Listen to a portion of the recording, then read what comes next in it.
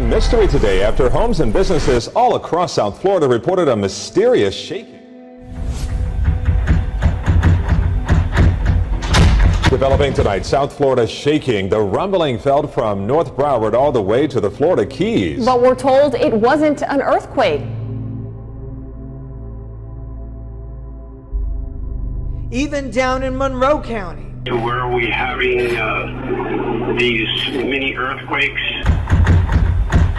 That was weird as We've had several phone calls about people reporting shaking. The United States Geological Survey telling Local 10 News what may have felt like a small earthquake did not register. In fact, folks in Tavernier felt it all the way up from Homestead up to Parkland, so something shook a large area. Almost like someone was opening and closing the door. I thought it was an earthquake. I've never been in an earthquake before. In Homestead, people tweeting it went on for 15 seconds.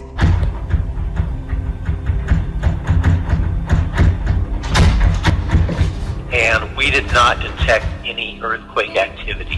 What people are describing, the shaking that lasted around 15 seconds, does appear to be what some people are calling a sonic boom. But what exactly caused this? That's still a mystery. Well, did you feel it or did you hear it? That was the question everyone in South Baldwin County was asking this afternoon after something shook buildings and rumbled its way through the area. They described it as everything from an earthquake to a meteor.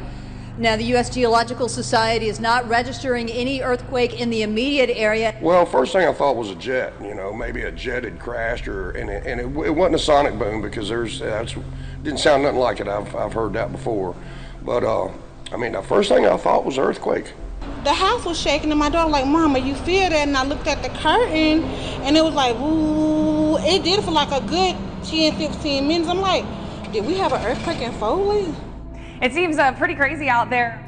Going to start with some breaking news. A 3.1 magnitude earthquake outside of Concord. It happened about 10 minutes ago, the epicenter near Concord. We just had an earthquake in Concord last week.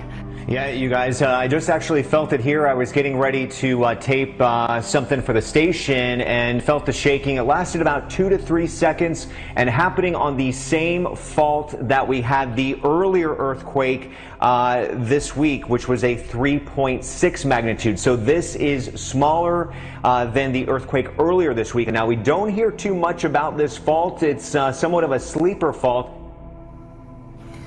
And Europe's largest active volcano has erupted for the first time this year.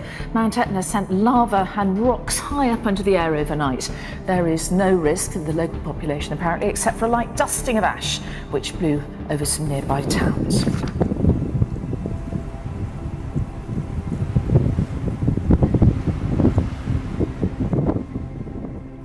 Indonesia's Mount Semeru has erupted, pouring ash and smoke an estimated 3.4 miles into the sky above Java. The volcano is one of the country's most popular hiking destinations. So far, no one has been asked to evacuate and no casualties have been reported. Villagers living on the mountain slopes have been warned of a possible cold lava mudflow, which can be triggered by intense rainfall. In Indonesia's South Kalimantan province on the island of Borneo, heavy rain has lashed these villages and towns for days. Tens of thousands of people have been evacuated. This was a picturesque but fortunately empty cottage at Chorley in Lancashire before and after the floods.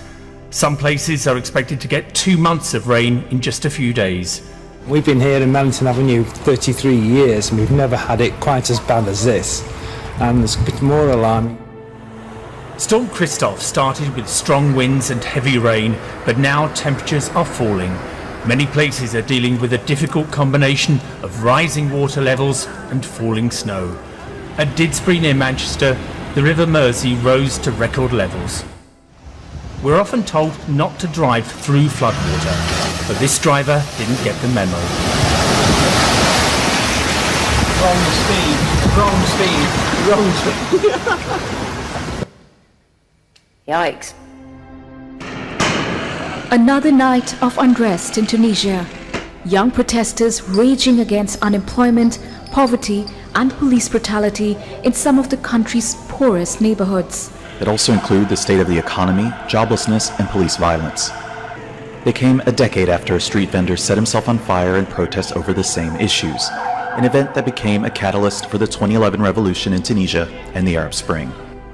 The government has deployed army across several cities. Hundreds of people have been arrested. Giants and our news organisations hotted up today. While the federal government is determined to introduce a news media bargaining code so that the likes of Google and Facebook pay for the news that they cut and paste, that's a kind way of saying what they do, a Senate committee is looking at the issue. Today, Google fired their biggest shot yet, threatening to close down the search engine to all Australians. If this version of the code were to become law, it would give us no real choice but to stop making Google search available in Australia. Now that would be a bad outcome for us, but also for the Australian people. And withdrawing our services from Australia is the last thing that I or Google want to have happen, especially when there is another way forward.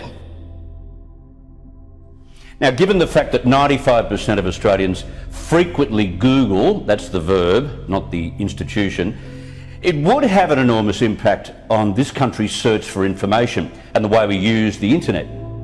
Looking back into history again with this next story, an archaeological discovery in the Negev now bringing up a very interesting new question. Who in the world was Maria?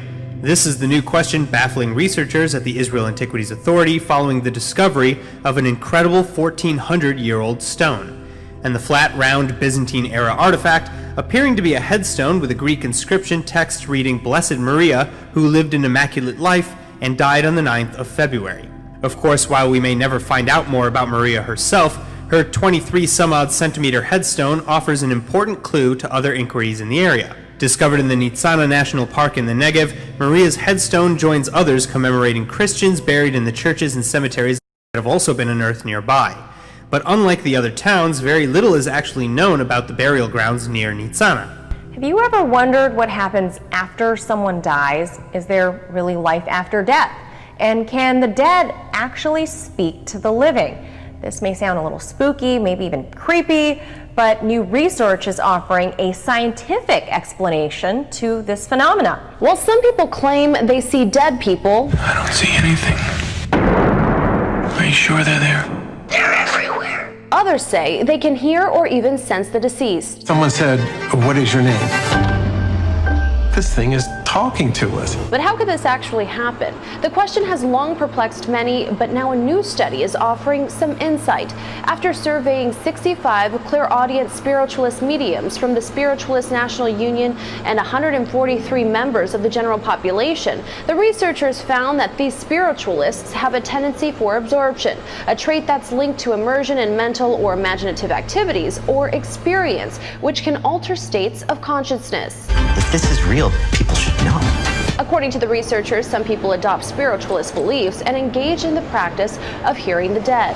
Of the spiritualists surveyed, 79% said hearing voices was a normal part of their lives at church and at home, while 44% said they heard voices every day. Dr. Peter Mosley, co-author of the study at Northumbria University, said in a statement, spiritualists tend to report unusual auditory experiences which are positive, start early in life, and which they are often then able to control. Understanding how these develop is important because it could help us understand more about distressing or non-controllable experiences of hearing voices too. And while hearing voices is often diagnosed as a symptom of mental illness, perhaps schizophrenia, the researchers hope to work out why that's the case for some, while others believe that it's a religious or spiritual experience.